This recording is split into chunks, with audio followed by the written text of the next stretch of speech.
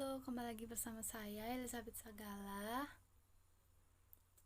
Pada video kali ini saya masih akan membawakan materi pembelajaran audit 2 dengan materi yang berbeda, dengan judul yang berbeda. Pada video kali ini saya akan membawakan judul auditing 2 yang akan kita bahas sama-sama, yaitu Audit of Accrued Liabilities. Jadi di sini saya akan menjelaskan bagaimana desain dan melakukan audit test yang terakumulasi. Sebelum kita lanjut, terlebih dahulu kita harus tahu dong apa itu liabilities. Jadi kalau bagi kita anak akuntansi, anak ekonomi, kata liabilities itu pasti tidak asing lagi ya, karena liabilities itu sering dikaitkan dengan ekuitas. Jadi liabilities ini merupakan hutang yang memiliki keharusan yang harus dilunasi, baik melalui berupa uang maupun berupa layanan yang perlu dibayarkan di masa yang akan datang. Jadi liabilities terakumulasi ini yaitu hutang yang terkumpul tapi belum dicatat pada saat neraca. Jadi dalam siklus akuisisi dan pembayaran ini terdapat beberapa kategori. Yang pertama yaitu properti pabrik peralatan, yang kedua beban dibayar muka, yang ketiga kewajiban lainnya, dan yang keempat yaitu akun laba dan beban. Jadi yang akan saya bahas di sini yaitu dari antara keempat kategori di bawah ini, saya akan membahas kategori yang ketiga, yaitu mengenai kewajiban yang belum dibayar atau jasa yang diterima sebelum tanggal neraca. Banyak kewajiban yang masih harus dibayar mewakili masa depan kewajiban untuk layanan yang tidak dibayar akibat berlalunya waktu tetapi tidak dibayarkan pada saat tanggal neraca atau pada saat pencatatan. Misalnya keuntungan sewa properti bertambah sepanjang tahun. Nah, oleh karena itu pada tanggal neraca porsi tertentu dari total biaya sewa yang belum dibayar harus ditambahkan.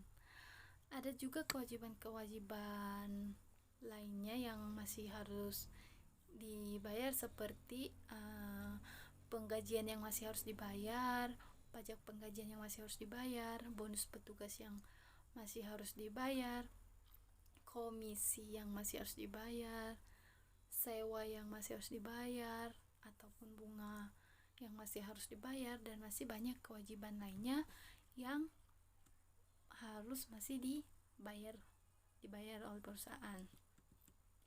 Nah, pada jenis akrual yang kedua ini yaitu mengenai pajak penggajian yang masih harus dibayar ini melibatkan estimasi jumlah kewajiban jatuh tempo tidak pasti, seperti kewajiban untuk pajak penghasilan federal ketika ada kemungkinan yang masuk akal bahwa jumlah yang dilaporkan pada pengembalian pajak akan diubah setelah Internal Revenue Service mengaudit pengembaliannya.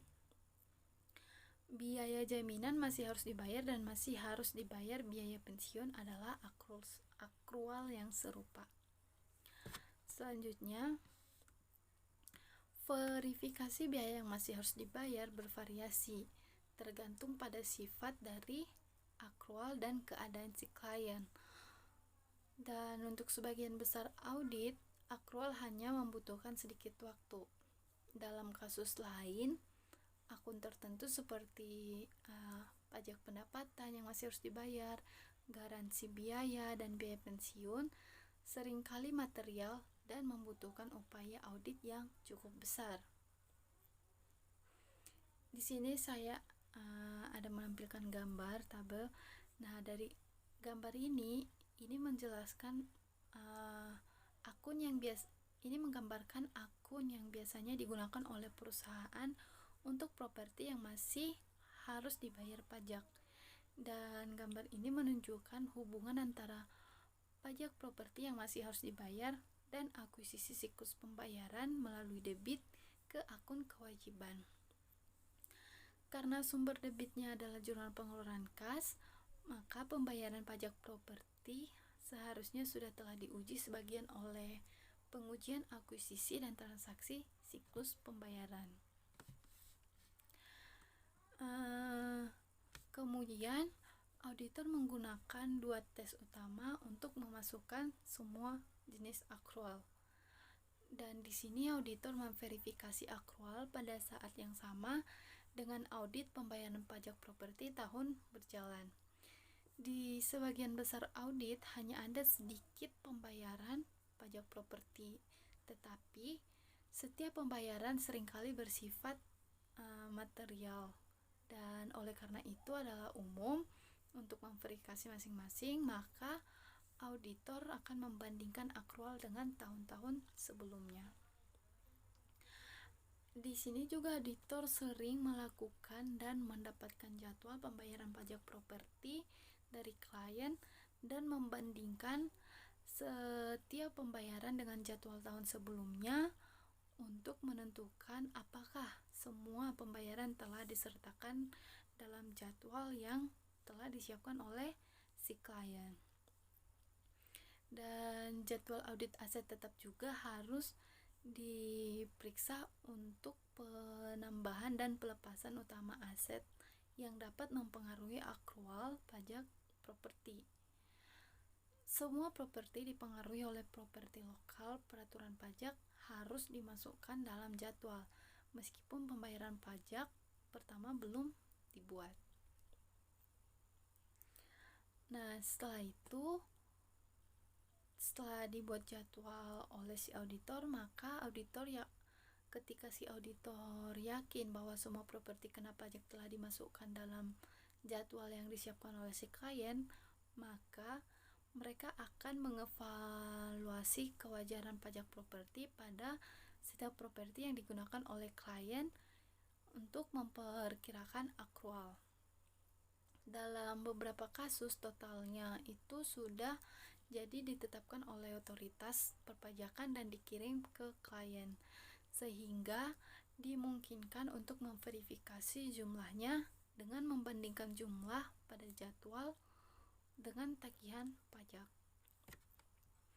Dalam kasus lain, sebelumnya pembayaran total tahun ini harus disesuaikan dengan perkiraan kenaikan tarif pajak properti. Selanjutnya yaitu auditor juga dapat memverifikasi pajak properti yang masih harus dibayar dengan menghitung ulang bagiannya pajak total yang berlaku untuk tahun berjalan untuk sebagian properti. Dan yang paling penting pertimbangannya adalah dengan menggunakan porsi yang sama dari setiap pembayaran pajak untuk akrual yang digunakan di tahun sebelumnya, kecuali ada kondisi yang dapat dibenarkan untuk perubahan. Setelah akrual dan beban pajak properti untuk setiap bagian properti telah dihitung ulang, maka jumlah totalnya harus ditambahkan dan dibandingkan dengan buku besar. Dalam banyak kasus, pajak properti ini adalah dibebankan ke lebih dari satu akun pengeluaran. Dalam hal ini, auditor harus menguji kebenaran klarifikasi dengan mengevaluasi apakah jumlah yang benar dibebankan ke setiap akun. Nah, teman-teman sekalian dan penonton sekalian, sampai disinilah atau sekianlah materi pembelajaran yang dapat saya bawakan.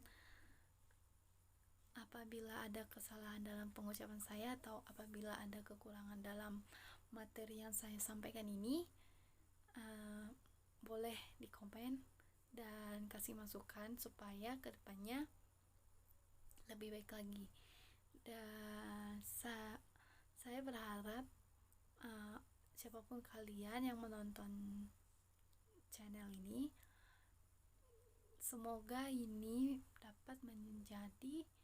dapat menambah wawasan teman-teman sekalian dan bermanfaat bagi kalian supaya kita semakin mengerti bagaimana itu desain liabilities yang terakumulasi. Sampai di sini materi yang dapat saya bawakan. Saya mengucapkan terima kasih, Tuhan memberkati.